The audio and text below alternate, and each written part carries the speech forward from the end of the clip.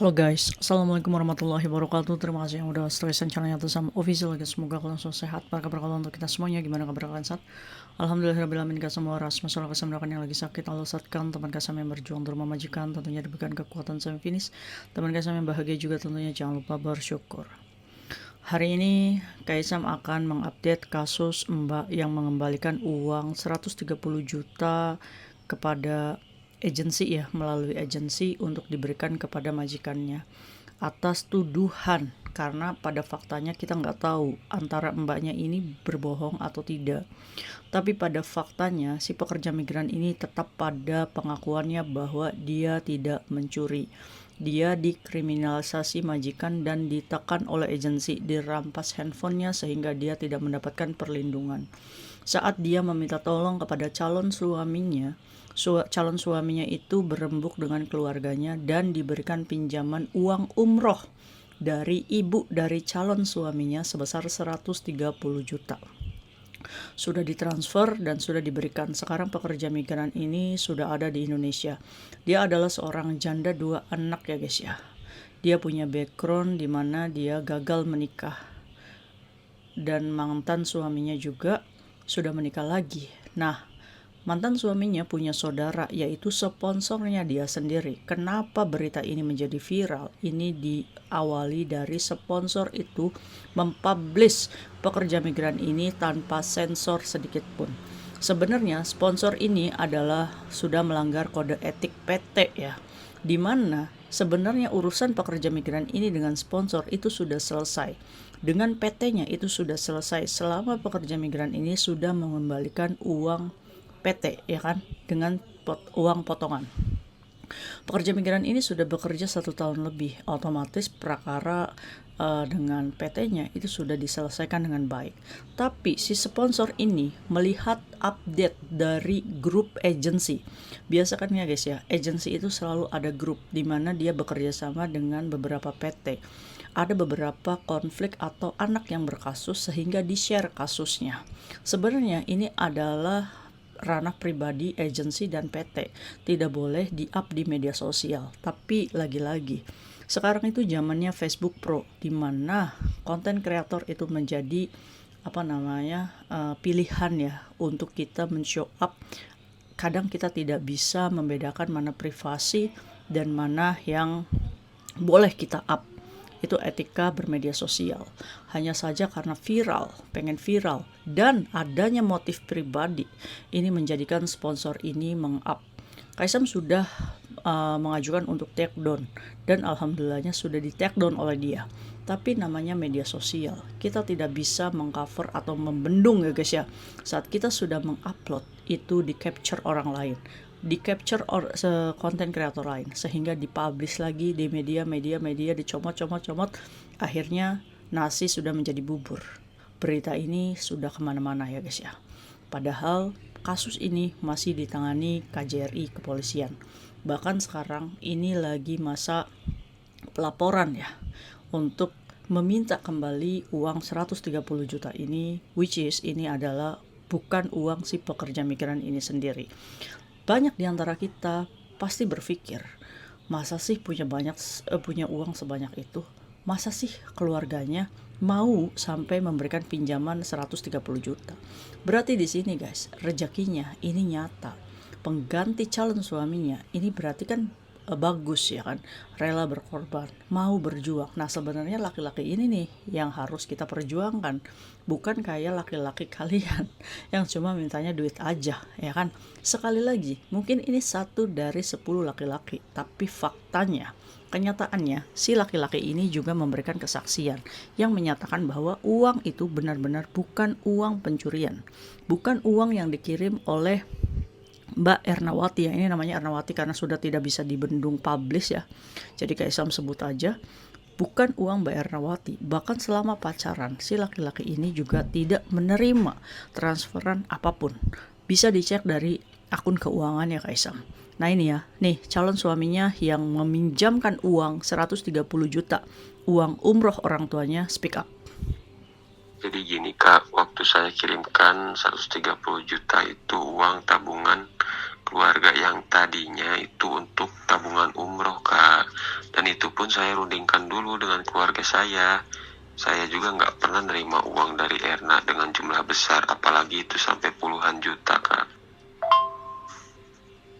Bisanya Erna minjam uang ke keluarga saya yang 130 juta itu, Kak, dikarenakan tekanan dari majikan dan agennya. Erna cuma bisa minta tolong sama saya karena pada saat itu dia tidak tahu harus menghubungi ke siapa, Kak. Kalau soal keluarga Erna itu memang Erna sudah tidak punya siapa-siapa, Kak. Jika ini adalah memang motif dari majikan dan agensinya, maka kita tidak boleh mengejat si pekerja migran ini. Maka jatuhnya nanti fitnah, Besti. Ya kan? Karena apa? Kalau dipikir, Besti, ini nggak masuk logika banget gitu kan. Kalau dipikir lagi, Bes, ya kan? Kalau misalkan memang ada aliran dana pencurian, maka tidak akan mungkin berani mereka speak up atau memperjuangkan.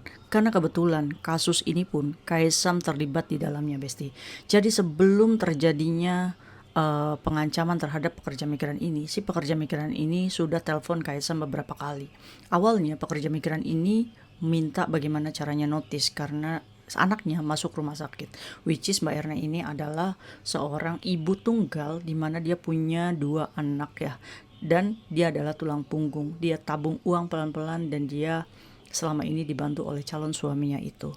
Ya dia punya harapan, guys, mungkin bersama suaminya, calon suaminya dia sudah merencanakan ya, sampai segitunya calon suaminya ini membantu ya, guys ya. Nah, singkat cerita, Bes, ini si pekerja migran ini sampai Sherlock ke Kayatisam minta pertolongan, minta perlindungan untuk Kaisam naik ke rumah majikannya. Kaisam ini pekerja migran, sama, hanya mendampingi kasus dan bisa memfollow up kasus kepada orang yang benar-benar bisa memberikan perlindungan, yaitu KJRI.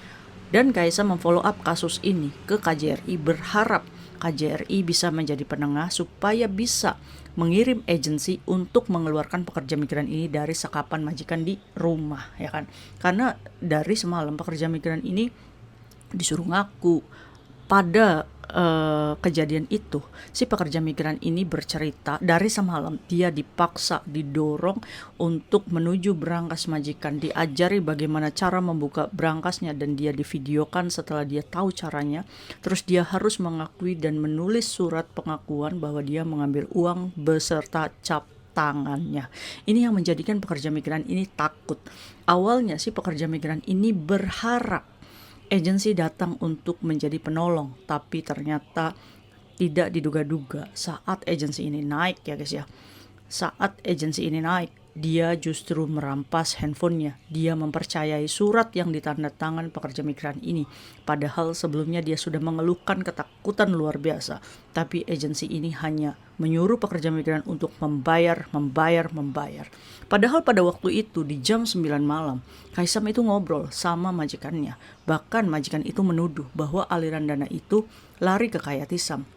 Dan Kayatisam itu mengatakan, oh saya tahu nih arah pembicaraan kamu itu begini. Kamu jangan seperti itu loh ya Lopan. Kalau dia tidak mencuri, maka kamu jangan pernah tuduhkan tuduhan itu. Sekarang saya tanya sama kamu, berapa uangmu yang hilang? Dia tidak menjawab, guys. Masa dalam beberapa jam itu saat agensi datang, itu bisa ditulis kehilangannya sampai 173.000 Hong Kong dolar. Dan yang gak masuk akal, tuduhan majikan ini tidak masuk logika. Kalian lihat apa yang ditulis sama majikan. Nah, driver ya, 12.000 plus 10.000. Di asuransi box ini mungkin ke berangkas ya 48.800. Red pocket atau lesi